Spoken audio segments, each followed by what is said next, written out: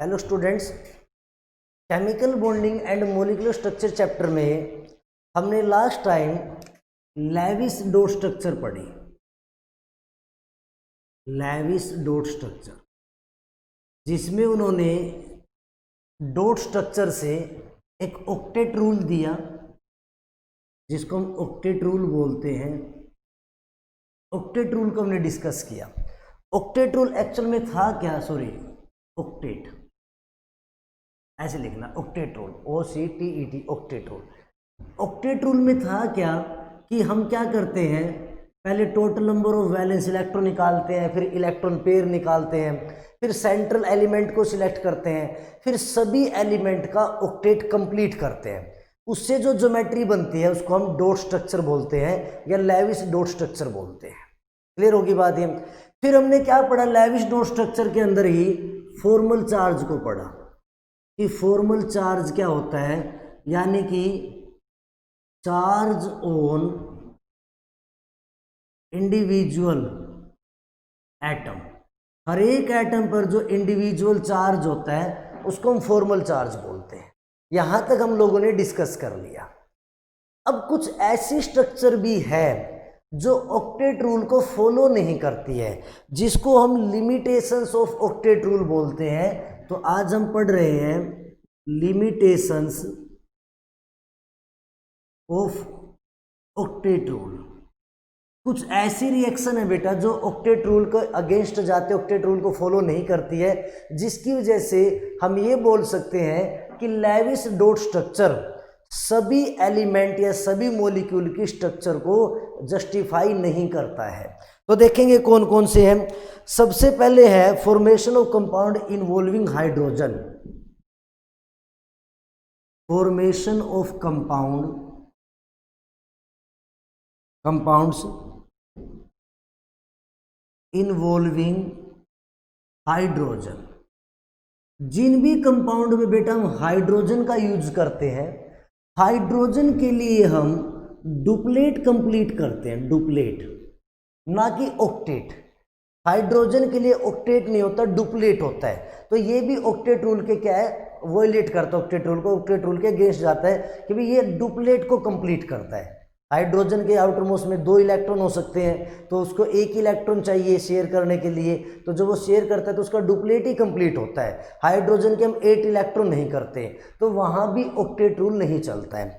Second है formation of compound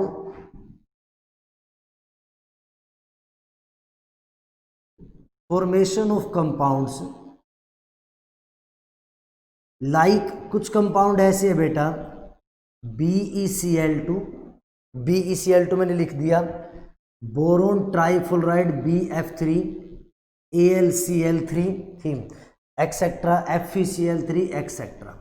ये ऐसे कंपाउंड है जिनको अगर आप इलेक्ट्रॉन डॉट स्ट्रक्चर बनाओगे, जैसे मान लो बेरिलियम क्लोराइड की मैं बना रहा हूं, तो जब आप इलेक्ट्रॉन डॉट स्ट्रक्चर बनाओगे तो स्ट्रक्चर कुछ ऐसी बनेगी। अब देखो Cl के 8 हो गए, ये Cl के 8 हो गए, बट बेरिलियम के इसमें 2 ही बचते हैं, 8 कंप्लीट नहीं होते।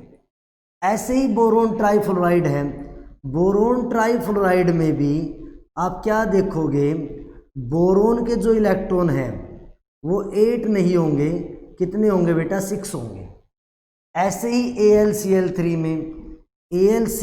में भी क्या देखोगे कि एल्युमिनियम के जो इलेक्ट्रॉन है वो 8 नहीं होते हैं, वो 6 रह जाते हैं। तो ऐसे ग्रुप को हम इलेक्ट्रॉन डेफिशिएंट ग्रुप बोलते हैं, डेफिशिएंट ग्रुप या कंपाउंड, इलेक्ट्रॉन डेफिशिएंट कंपाउंड, यानी जिनमें क्या है, इलेक्ट्रॉन की कमी है। और ये कंपाउंड स्टेबल होते हैं, स्टेबल है तो इलेक्ट्रॉन डेफिशिएंट कंपाउंड स्टेबल होते हैं, लेकिन इनमें सेंट्रल एलिमेंट का ऑक्टेट कंप्लीट नहीं होता है, तो ये भी ऑक्टेट रूल के अगेंस्ट जाते हैं, तो ये भी ऑक्टेट रूल को फॉलो नहीं करते हैं। तो यानी कि ऑक्टेट रूल इनको जस्टिफाई नहीं कर पाता है। उसके बाद कुछ ऐसे कंपाउंड भी है बेटा जिनके अंदर इलेक्ट्रॉन ज़्यादा होते हैं। नंबर 3 अगर मैं लिमिटेशन लिख रहा हूँ, नंबर 3, साथ के साथ आप नोट करते रहिए। नंबर 3, कुछ कंपाउंड ऐसे हैं, कंपाउंड फॉर्मेशन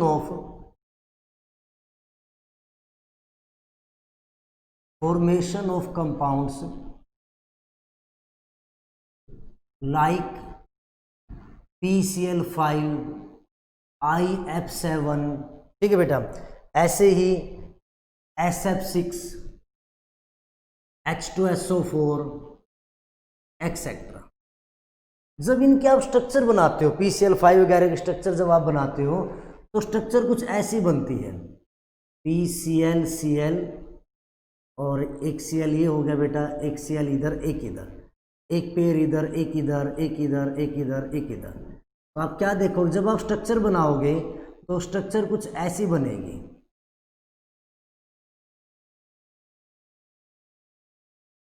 अब Cl के भी 8 हो गए, Cl के भी 8 हो गए, इस Cl में भी 8, ये भी 8, ये भी 8, लेकिन जो फॉस्फोरस है बेटा उसमें आप देखोगे 10 हो जाएंगे, 5 से 8 से ज़्यादा 10। ये होते हैं जिनमें इलेक्ट्रॉन की अधिकता होती है, हाइपरवैलेंट।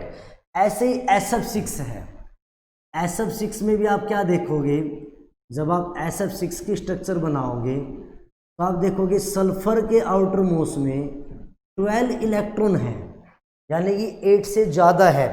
ऐसे IF7 है बेटा, IF7 में भी आप यही देखोगे कि आयोडीन के अराउंड टोटल, ऐसे देखोगे, मान लो टोटल 14 इलेक्ट्रॉन्स है। तो ये वो सभी ग्रुप है जिनमें सेंट्रल एलिमेंट के इलेक्ट्रॉन 8 से ज़्यादा होते हैं। इनको हम हाइपरवैलेंट कंपाउंड बोलते हैं, हाइपरवैलेंट कंपाउंड। H2SO4 में भी ऐसे ही होगा। तो हाइपरवैलेंट कंपाउंड भी ऑक्टेट रूल को फॉलो नहीं करते हैं और ये सब स्टेबल होते हैं, तो यानी कि ये भी ऑक्टेट रूल के अगेंस्ट जाते हैं। तो ये भी क्या है, हमारी लिमिटेशंस ऑफ ऑक्टेट रूल। अब ऑक्टेट रूल की एक और लिमिटेशंस की बात कर रहा हूँ। इन्होंने ये कहा भी जिनका ऑक्टेट कंप्लीट है, जैसे नोबल गैस है, वो कंपाउंड नहीं बनाएंगे। तो नोबल गैस के कंपाउंड कहता नहीं बनाएंगे, लेकिन कभी कभी हम ऐसे देखते हैं नोबल गैस भी formation of compound bye noble gas, noble gas भी कंपाउंड बना लेती है। जैसे जीनोन है XeF2। अब जीनोन का नोबल गैस के अकॉर्डिंग, जीनोन की अगर मैं बात कर रहा हूँ, जीनोन है, जीनोन की अगर मैं बात करूँ तो इसका जो ऑक्टेट होता है कंप्लीट होता है 2, 8, 18, 8 ऐसे होता है। तो ऑक्टेट क्या है बेटा, कंप्लीट है, 2, 8, 18, 8 ऐसे। अब इसका ऑक्टेट ऑलरेडी कंप्लीट है, तो इसके ऑक्टेट रूल के अकॉर्डिंग तो इसको क्या है, बॉन्ड नहीं बनाने चाहिए, लेकिन यहाँ तो एक कंपाउंड बना रहा है, XeO3 भी बनता है, ठीक है, ऐसे ही XeF4 भी बनता है। तो यानी कि नोबल गैस कंपाउंड जिनका ऑक्टेट कंप्लीट है वो भी कंपाउंड बनाते हैं, और वो भी ऑक्टेट रूल को क्या करते हैं, फॉलो, जस्टिफाई नहीं करते हैं, यानी कि ऑक्टेट रूल को वोलेंट करते हैं, ऑक्टेट रूल को फेल कर देते हैं। ऐसे ही कुछ कंपाउंड ऐसे भी हैं जिनके पास ओड इलेक्ट्रॉन होते हैं। हमने तो क्या पढ़ा अभी, ऑक्टेट रूल। तो कुछ कंपाउंड ऐसे भी है ओड इलेक्ट्रॉन, ऐसे लिखेंगे, odd electron bonded molecule, bonded molecule. Octet rule में तो हम ये पढ़ते भी 8 कंप्लीट होने चाहिए, यानी कि इवन नंबर होगा। लेकिन कुछ कंपाउंड ऐसे भी है, जैसे नाइट्रिक ऑक्साइड है, जब आप स्ट्रक्चर देखते हो तो आपको पता चलेगा कि ऑक्सीजन के ऊपर ओड इलेक्ट्रॉन होता है, ठीक है। ऐसे ही बेटा अगर हम बात करें NO2 की, NO2 की जब आप स्ट्रक्चर बनाओगे तो आपको पता चलेगा ऑक्सीजन के ऊपर क्या होता है, ओड इलेक्ट्रॉन होता है। अब ऑक्टेट रूल के अकॉर्डिंग तो 8 कंप्लीट होने चाहिए, बट यहाँ तो क्या ओड इलेक्ट्रॉन है, तो ये भी ऑक्टेट रूल को वोलेंट करते हैं, यानी ऑक्टेट रूल को फेल करते हैं। तो ये कुछ लिमिटेशंस है जो ऑक्टेट रूल को क्या करते हैं बेटा, फेल करती है। तो इसका मतलब क्या हुआ कि हमने जो ऑक्टेट रूल पढ़ा है वो सभी कंपाउंड की स्ट्रक्चर को जस्टिफाई नहीं कर सकता है। ऑक्टेट रूल सभी कंपाउंड की स्ट्रक्चर को जस्टिफाई नहीं कर सकता है। इन सारी प्रॉब्लम को दूर करने के लिए दो साइंटिस्ट हुए बेटा, सिडविक और पोवेल। सिडविक, मैं स्पेलिंग लिख देता हूं, नेम है बेटा सिडविक एंड पोवेल। इन्होंने 1940 में एक थ्योरी दी थी जिसको फर्दर मॉडिफाई किया था किसने, नीलोम्स और गिलेस्पी ने। नीलोम्स, मैं स्पेलिंग लिख रहा हूं यहां पर, नीहोल्म्स, नीहोल्म एंड गिलेस्पी, गिलेस्पी।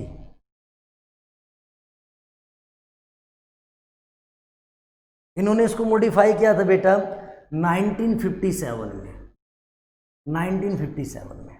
तो क्या देखा कि लेविस जो स्ट्रक्चर थी, लेविस डॉट स्ट्रक्चर है, वो सभी कंपाउंड की स्ट्रक्चर को जस्टिफाई नहीं करता है। अब सभी कंपाउंड की स्ट्रक्चर को जस्टिफाई नहीं करता है तो अब क्या करें, तो अब एक नई थ्योरी आई। आप ये बोल सकते हो कि सबसे पहला अटेम्प्ट ही ये था सबसे बढ़िया, जिन्होंने मोस्ट ऑफ मॉलिक्यूल की स्ट्रक्चर को डिफाइन किया, और इस थ्योरी को नाम दिया गया valence shell electron pairs repulsion theory. देखो, valence shell electron pair repulsion, VSEPR theory.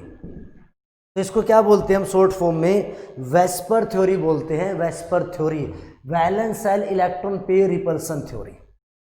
अब ये थ्योरी क्या कहती है कि एक जो सेंट्रल एलिमेंट है, मान लो कोई ई है सेंट्रल एलिमेंट, कहता है भैया इसके आसपास बॉन्ड भी हो सकते हैं ऐसे, और कुछ इलेक्ट्रॉन ऐसे भी हो सकते हैं जो बॉन्डेड नहीं होंगे। मैं वैसे बना रहा हूं, जो बॉन्डेड है इनको शेड पेयर इलेक्ट्रॉन बोलते हैं, शेड पेयर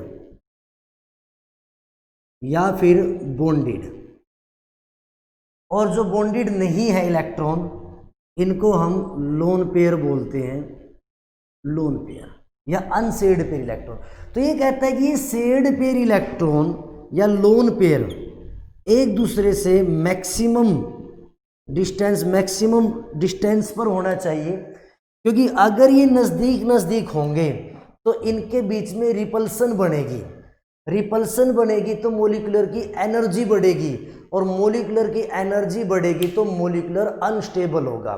तो वेस्पर थ्योरी क्या कहती है कि हर एक मॉलिक्यूल ऐसी स्ट्रक्चर चाहता है जिसमें उसकी एनर्जी मिनिमम हो, क्योंकि जितनी कम एनर्जी होगी स्टेबिलिटी उतनी ज़्यादा होगी, तो उसकी स्टेबिलिटी मैक्सिमम होगी। तो जब भी वो कोई स्ट्रक्चर बनाता है, जब भी उसकी कोई कंपाउंड एग्जिस्ट करता है, तो लोन पेयर या बॉन्ड पेयर इतने दूर होने चाहिए कि उनके बीच में रिपल्सन मिनिमम बने। मिनिमम रिपल्सन होगी तो मैक्सिमम स्टेबिलिटी होगी, यानी कंपाउंड की स्ट्रक्चर वही, या कंपाउंड की स्ट्रक्चर हम डिफाइन कर पाएंगे। तो यानी कि इसका मतलब क्या है कि जो वेस्पर थ्योरी है वो कहीं ना कहीं कंपाउंड की स्टेबल स्ट्रक्चर के बारे में बताएगी कि सबसे ज़्यादा स्टेबल स्ट्रक्चर कौन सी है। क्लियर बात है। तो वो कहता है कि हमें बॉन्ड पेयर को या लोन पेयर को जो भी है कंपाउंड में सेंट्रल मॉलिक्यूल पे, उनको इतनी दूर रखना है कि उनके बीच में रिपल्सन ना बने। रिपल्सन बनेगी तो एनर्जी बढ़ेगी, एनर्जी बढ़ेगी तो स्टेबिलिटी बेटा डिक्रीज हो जाती है। आई होप आपको पता चला होगा मैंने अभी तक क्या बोला है। अब क्वेश्चन आता है कि अगर हम ये बात कर रहे हैं तो इस थ्योरी की डेफिनेशन क्या हो जाएगी, वेस्पर थ्योरी की, जो इन साइंटिस्टों ने दी है। तो मैं एक बार इसकी डेफिनेशन लिख देता हूं, ये थ्योरी है क्या। The electron pair surrounded the central atom, VSEPR theory. The electron pairs, आपको नंबर ऑफ इलेक्ट्रॉन पेयर्स निकालने पड़ेंगे। The electron pairs surrounded the electron pair, ये आपके ना बॉन्ड पेयर भी हो सकते हैं, लोन पेयर भी हो सकते हैं, दोनों हो सकते हैं। The electron pair surrounded by the central atom surrounded by the central atom repel one another, एक दूसरे को रिपेल करते हैं, रिपेल वन अनदर, एक दूसरे को रिपेल करते हैं, and move so far apart, और and move so far apart from one another, एक दूसरे से बहुत ज़्यादा दूर दूर जाते हैं, so move so far apart from one another that there are no further repulsion between them, that there are no further repulsion between them, वे उनके बीच में फर्दर रिपल्सन नहीं होनी चाहिए between them him. As a result molecule have minimum energy, जिससे क्या होता है, as a result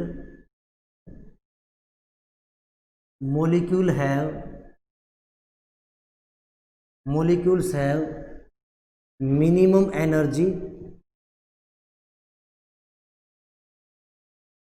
and maximum stability. तो मॉलिक्यूल की मिनिमम एनर्जी होती है और मैक्सिमम स्टेबिलिटी होगी। तो ये कहते हैं भी जो इलेक्ट्रॉन पेयर्स है, इलेक्ट्रॉन पेयर का मतलब यहाँ क्या है, चाहे आप बॉन्ड पेयर बोल लो, चाहे आप लोन पेयर बोल लो, दोनों आप बोल सकते हो, बॉन्ड पेयर बोलो, लोन पेयर बोल लो, वो सेंट्रल एटम से ऐसे सराउंडेड होते हैं या इतनी ऐसे सराउंडेड होते हैं कि उनके बीच में रिपल्सन ना हो, इतनी दूर दूर वो होते हैं, और वो जो स्ट्रक्चर होती है उसकी मिनिमम एनर्जी बनेगी और मैक्सिमम क्या बनेगी, उसकी स्टेबिलिटी बनेगी। तो अब हमें क्या करना है, ऐसे ही इनकी स्ट्रक्चर बनानी है, total number of electron pairs find out करने हैं, फिर इनकी हम स्ट्रक्चर बना के देखेंगे। तो जब हमें वेस्पर थ्योरी के अकॉर्डिंग स्ट्रक्चर बनानी है तब हमें देखना है कि स्ट्रक्चर बनेगी कैसे। पहले मैं आपको ये रिपल्सन के बारे में बताता हूँ, रिपेल वन अनदर। जो हम बात करें रिपल्सन की, किसी भी कंपाउंड में लोन पेयर की रिपल्सन सबसे स्ट्रॉन्ग होती है, लोन पेयर बॉन्ड पेयर की उससे कम होती है, और बॉन्ड पेयर की रिपल्सन सबसे कम होती है। तो जब भी हम कंपाउंड बनेंगे तो रिपल्सन को ध्यान रखेंगे, रिपल्सन जब भी हम स्ट्रक्चर बनाएंगे तो रिपल्सन को ध्यान रखेंगे। लोन पेयर रिपल्सन बेटा स्ट्रॉन्ग होती है, मानो दो लोन पेयर नज़दीक है तो उनके बीच में रिपल्सन स्ट्रॉन्ग होगी। लेकिन लोन पेयर बॉन्ड पेयर, मान लो एक लोन पेयर है और एक बॉन्ड पेयर है तो रिपल्सन थोड़ी वीक होगी, और दोनों ही बॉन्ड पेयर है तो रिपल्सन और ज़्यादा वीक होगी। तो ये फैक्टर भी हमें ध्यान रखना है जब हम स्ट्रक्चर को बनाएंगे। अब देखते हैं स्ट्रक्चर कैसे फाइंड आउट करते हैं। वेस्पर थ्योरी से हम कैसे कंपाउंड की स्ट्रक्चर बनाते हैं और उनके नेम क्या क्या होते हैं। ठीक है बेटा, सबसे पहले हमें क्या करना है, रूल नंबर 1, या फिर मैं कुछ रूल लिख देता हूं, rule find total number of electron pairs around central atom. Central atom के around total number of electron pairs निकालने हैं। इसका फॉर्मूला क्या होगा, total number of electron pairs अगर आपको निकालने हैं तो 1/2 valence electron of central element, जो भी सेंट्रल एलिमेंट उसके वैलेंस इलेक्ट्रॉन, प्लस उसके बाद क्या लिखोगे, valence electron of number of atom link to it by single bond, number of atoms singly bonded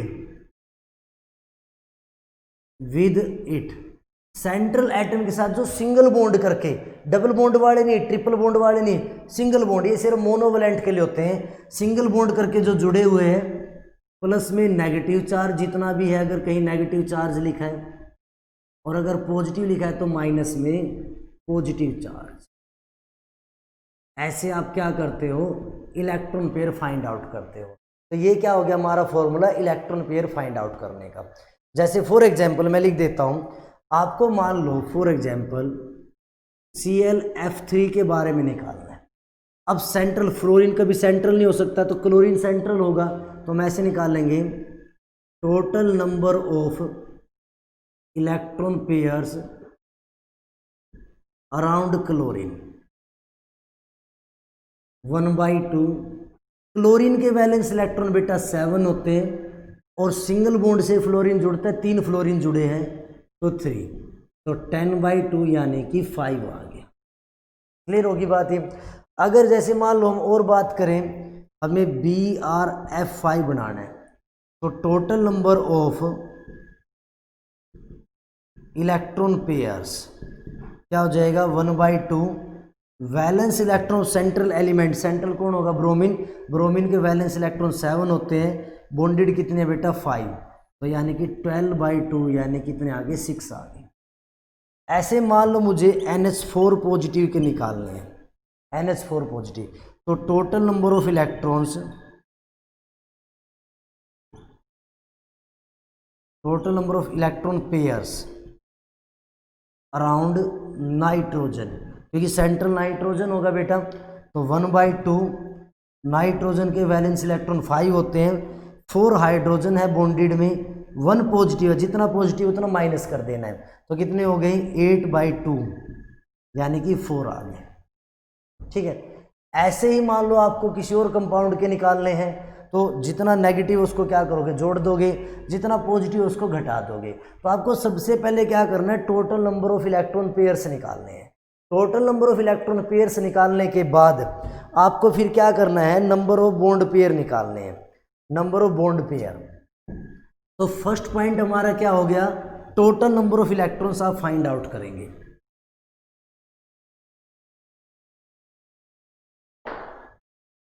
rule number 2, number of bond pairs, number of bond pairs to central atom. इसका मतलब क्या है बेटा कि number of atom, number of atoms link with central element, जितने भी link है, जैसे हमने ClF3 देखा तो कितने सेंट्रल बॉन्ड से लिंक है 3, तो यहाँ पर कितनी आ जाएगी बॉन्ड पेयर की वैल्यू 3 आ जाएगी, यानी कि बॉन्ड पेयर कितना हो जाएगा 3 हो जाएगा। ऐसे ही BrF5 तो बॉन्ड पेयर कितना आ जाएगा बेटा 5 आ जाएगा। ठीक है। NH4 पॉजिटिव तो बॉन्ड पेयर कितना आ जाएगा 4, क्योंकि 4 क्या है सेंट्रल एलिमेंट से लिंक है। तो नंबर 2 आप नंबर ऑफ बॉन्ड पेयर निकालोगे। नंबर 3 आप क्या करोगे, नंबर ऑफ लोन पेयर निकालोगे। लोन पेयर, बस 3 ही रूल आपको करने हैं। नंबर ऑफ लोन पेयर, तो नंबर ऑफ लोन पेयर,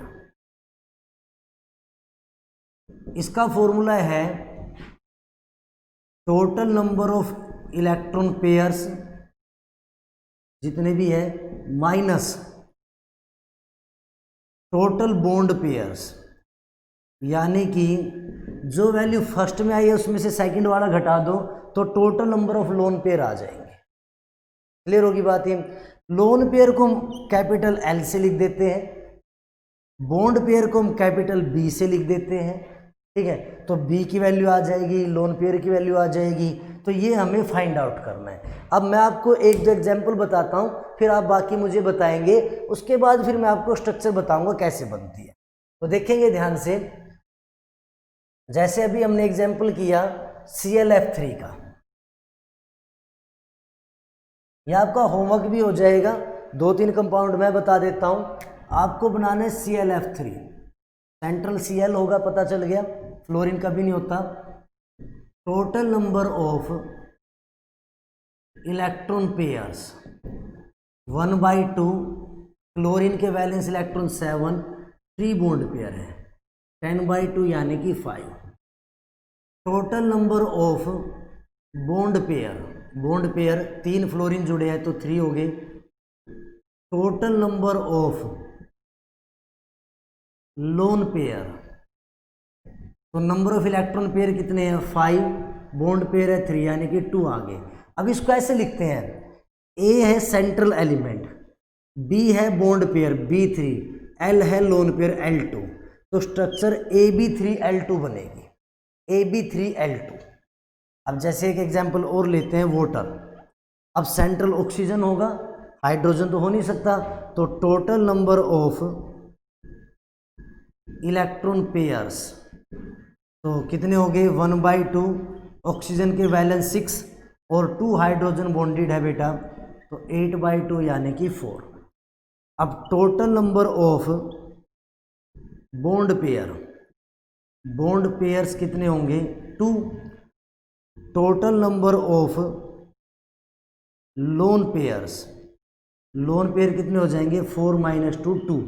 तो स्ट्रक्चर क्या बनेगी, ए सेंट्रल है, बॉन्ड पेयर 2 है, लोन पेयर 2 है, AB2L2। एक दो एग्जांपल और लिखते हैं। आपको सभी एलिमेंट के वैलेंस इलेक्ट्रॉन पता हो, जो एलिमेंट ग्रुप नंबर 1 में है उनके वैलेंस इलेक्ट्रॉन 1 होते हैं, जो ग्रुप नंबर 2 में है उनके वैलेंस इलेक्ट्रॉन 2 होते हैं, जो ग्रुप नंबर 13 में है उनके वैलेंस इलेक्ट्रॉन 3 होते हैं, जो ग्रुप नंबर 14 में उनके वैलेंस इलेक्ट्रॉन 4 होते हैं, जो ग्रुप नंबर 15 में उनके वैलेंस इलेक्ट्रॉन 5 होते हैं, जो ग्रुप नंबर 16 में उनके वैलेंस इलेक्ट्रॉन 6 होते हैं, जो ग्रुप नंबर 17 में उनके वैलेंस इलेक्ट्रॉन 7 होते हैं, जो ग्रुप नंबर 18 में उनके वैलेंस इलेक्ट्रॉन 8 होते हैं। अब जैसे मान लो मुझे AlCl3 करना है। अब सेंट्रल एल्यूमिनियम होगा, इलेक्ट्रॉन एक्टिविटी एल्यूमिनियम की कम है, तो total number of electron pairs 1/2। Aluminium group number 13 में है तो 3 वैलेंस इलेक्ट्रॉन और 3 बॉन्ड पेयर है, तो वैल्यू 3 आ गई। टोटल बॉन्ड पेयर 3 है बेटा, टोटल लोन पेयर्स 3 - 3 यानी कि 0। तो फॉर्मूला क्या बनेगा AB3, क्योंकि लोन पेयर है ही नहीं। ऐसे ही मान लो PCl5 है बेटा, PCl5 तो फॉस्फोरस सेंट्रल बनेगा, क्योंकि 5 सील तो सेंट्रल हो नहीं सकते। तो total number of electron pairs around phosphorus तो 1/2। फॉस्फोरस ग्रुप नंबर 15 में है तो वैलेंस इलेक्ट्रॉन 5 और 5 Cl जुड़े हैं तो बॉन्ड पेयर हो गया 5। तो टोटल वैल्यू कितनी आ गई 10/2 यानी कि 5 आ गई। अब देखो टोटल बॉन्ड पेयर कितने 5 Cl जुड़े हैं तो 5 हो गई। Total lone pairs total number of electron minus bond pair 0, तो फॉर्मूला क्या बन गया AB5। तो ऐसे आप क्या करोगे फॉर्मूले बनाओगे। कुछ एग्जाम्पल मैं आपको दे रहा हूं जो आप होमवर्क करोगे और होमवर्क करके आप मुझे भेजेंगे। जो बच्चे वीडियो देख रहे हैं वो होमवर्क करके उनको ज़रूर भेजें। तो मैं कुछ कंपाउंड लिख रहा हूं, जैसे आपको करना क्या है, ये आपका होमवर्क है। BeF2 को करना है, बेरिलियम फ्लोराइड। AlCl3 को करना है, ठीक है। ऐसे ही SO3 को करना है बेटा, SO3 ध्यान रखना इस केस को स्पेशल। SnCl2 करना है, SnCl2। ऐसे ही आपको SiF4 करना है, NH4 पॉजिटिव करना है, ठीक है। ऐसे ही आपको PCl3 करना है, PH3 करना है, ये सब आपको एग्जाम्पल करने हैं। ऐसे आपको H3O पॉजिटिव करना है। ऐसे ही आपको NH2 नेगेटिव करना है, नेगेटिव चार्ज NH2 के ऊपर। PF5 आप करेंगे, PF5 के बाद आप SF4 करेंगे, SF4 भी आप करेंगे, ठीक है। ये सारी स्ट्रक्चर आप लोगों को करनी है। और उसके बाद ClF3 भी आप करेंगे। उसके बाद आप I3 नेगेटिव भी करेंगे और Br3 नेगेटिव, ये आप जरूर करेंगे। स्पेशल केसेस हैं, इनकी स्ट्रक्चर मैं आपको बताऊंगा। ICl2 नेगेटिव भी आप करेंगे। ऐसे आप SF6 करेंगे बेटा। ऐसे ही एक एग्जांपल और करेंगे, IF5 और XeF4 करेंगे। ये सभी 1 2 3 4 5 6 7 8 9 10 11 12 13 14 15 16 17 18 19, एक और दे देता हूँ 20 हो जाएंगे। आप यहाँ पर IF5 आपने कर लिया तो आप यहाँ पर BrF5 भी करेंगे, BrF5। तो टोटल 20 एग्जाम्पल है जो आप करोगे और इन सबका फॉर्मूला बनाओगे। ए बी में क्या फॉर्मूला है, अगर ये फॉर्मूला आपको बनाना आ गया, इन सबकी स्ट्रक्चर आपको आ जाएगी। विशेषकर बता रहा हूँ, एक एग्जाम्पल ये है, 2 एग्जाम्पल ये जिनमें आपको थोड़ा ध्यान रखना पड़ेगा, बाकी आप आसानी से कर लोगे। जब आप मुझे भेज दोगे या बना लोगे तो नेक्स्ट वीडियो में हम इन सब की वीडियो वो देखेंगे, स्ट्रक्चर कैसे बनी और इनके नेमिंग कैसे लिखते हैं, AB3, AB2, L1, L2 जो भी आता है उन सब से क्या क्या नेमिंग बनती है वो सारी हम डिस्कस करेंगे बेटा नेक्स्ट वीडियो में। आई होप कि आपको वीडियो समझ आई होगी और आई होप कि आप होमवर्क जरूर करेंगे। Thank you very much.